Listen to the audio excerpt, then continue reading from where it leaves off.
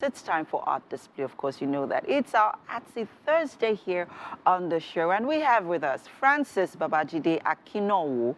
He's better known as Francis Jide, a contemporary Nigerian artist and pharmacist who explores a variety of themes and concepts through portraiture. Okay. And performance painting. In 2022, he was named in the 100 most influential Nigerian youth culturati. He also serves as an art and visual director for the Nigerian Festival Green Camp. You are welcome to the show. Thank you so much. Okay, thanks for being here. Portraiture. Okay, that's it's pretty new. Never heard of it. It's like the study for portraits. Yeah, basically. Okay. So from the word portrait, that's how they portrait. coined portraiture. Many famous artists, Da Vinci, Picasso, they do portraiture. Okay. Like the Mona Lisa is a portrait, so that's portraiture. Okay. I know it's too early to ask about your inspirations, but I'm just going to go ahead because I'm hearing you draw inspirations from some of the names that you just mentioned. Barely looking at you, it's inspirational. Like it's gathering this, I mean, your style, the hair, the jeans and all that. It's gathering inspiration around you. And you'd realize that every single person you look at is telling a story. So it's picking from that. And that's the major inspiration behind portraiture, telling people's stories. Okay. Now let's quickly talk about some of your art pieces here, which are beautiful. I mean, I really, really like it. But I was particularly blown away by the one over there with you in an Igbo attire. And I remember you working in here, and I told you that you give Igbo vibes because you're Yoruba, but you have this, you look Delta Igbo. That's what I perceive, and then I see it, I see you express it there in your artwork. So talk to us about the inspiration behind that art piece over there and the materials that were used to create that. Okay. I'm very Yoruba. Both my parents are Ondo, so I'm very, very Yoruba.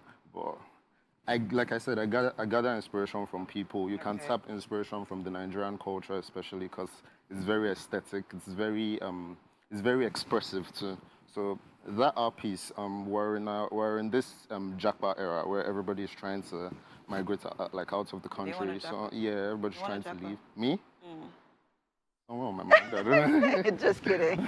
So I try to show how no matter how far we go away from our culture, we're still going to be part of our culture. That's why I use the same muse in two different eras of himself. Exactly. Oh, that's beautiful. Now let's talk about the materials that were used. It's all acrylic paint. Some of it is charcoal. Okay. Most of it's acrylic paint. How do you use charcoal to create art? It's understanding depth. Like the blacker it is, the darker the part of the face is. And as you come off black and come towards white, you're getting those highlights. So it's just understanding depth and constant practice too. Very important. So I'm trying to imagine how it was, how you were able to use it to create art.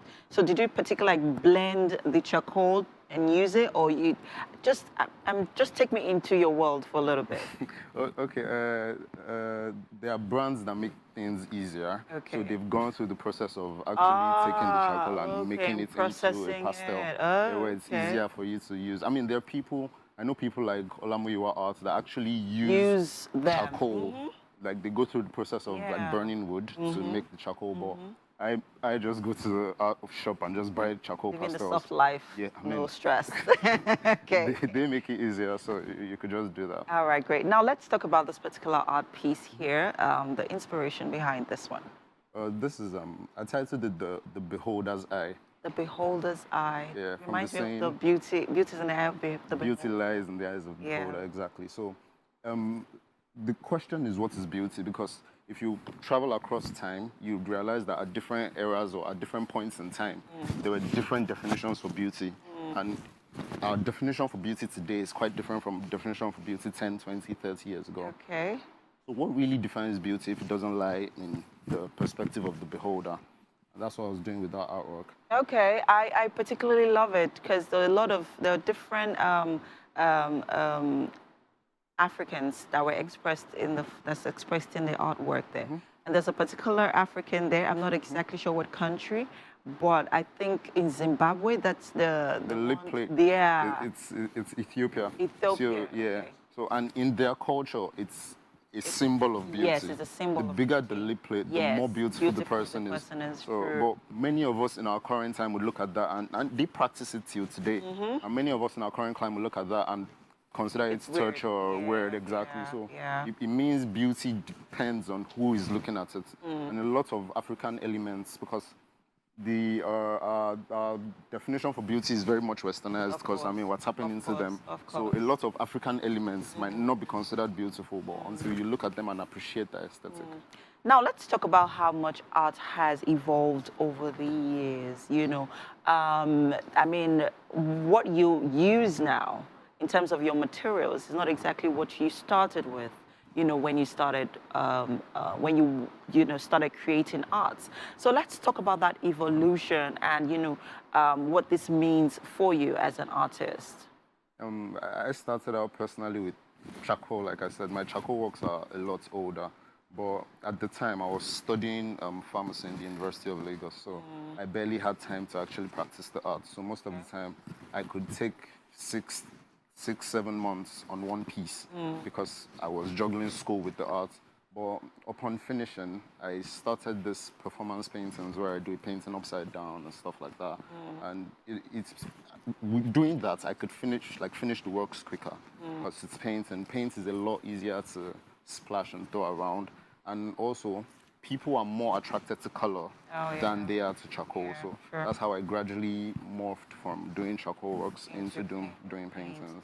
Now, pharmacy, you have a background in pharmacy. How do your parents feel about that? Because, I mean, you have totally transitioned into the art space or into the art industry. And, well, talk to me about that. Sincerely, it's not something they really supported when I was in school. Okay. My mom was always like, just to focus on school and this and that. But I mean, we're in a generation where nobody does one thing. Like everybody's trying to do 2-3 things. Yeah. So while I was in school, it was a way to even make money, because people want to do portraits of their girlfriends, of their boyfriends, stuff like that. So it was a way to support myself, because I mean, your parents can't give you everything. So that was what I was doing at the time. But then upon coming out of school, I practiced pharmacy for like 1 year, 2 years. And you just realize that you're not going anywhere with this. Like, it's not the salary, the situation of, especially during COVID, because I worked during COVID. I worked at Igbobi, National Orthopedic Hospital. Oh, nice. So, and our hazard allowance was 5,000 naira. Wow. That means whatever happens to you on the job, you get paid 5,000 naira for it. And I actually got COVID at the time. So just treating COVID, I know how much it costs compared to to the hazard allowance. And that hazard allowance is supposed to cover you for a month. Wow. So, and that's just me. I got COVID. I don't know what other people, doctors, nurses, are getting while they're on the job. So you just realize that the medical space is actually not I mean, I don't mean to speak against it. Our doctors, our pharmacists, they are the best in the game. They go out of the country and they do very well. But the body, the practice within the country is actually not the best. I was making a lot more from my art, and naturally, it felt like that's what I'm supposed to do, because you know, it's a natural gift. It's not like I had to go to a university or something to learn it. So. Quickly, I know we need to go now, but how much is this art piece? It's not mine. I sold it to someone already, but the current value is at 9 million naira. This one? Yeah. This one? 9 million. Is that like the most? Is that like the most expensive piece? Is the most expensive piece, is it? No, that's his value of it. Like, I sold it to him already. I sold it to him for 650,000. And he's selling it at 9 million? Because he doesn't want to sell it, basically. So he just, like, that's the value he's holding it at. So how much is the other one over there? It's his portrait. He's not selling it at all. He's not selling it? So I can decide I could tell you now to draw a portrait of me and then like value it at whatever amount. No, that's not how it works. He has bought it at a certain value, so he can then value it where he wants it to be.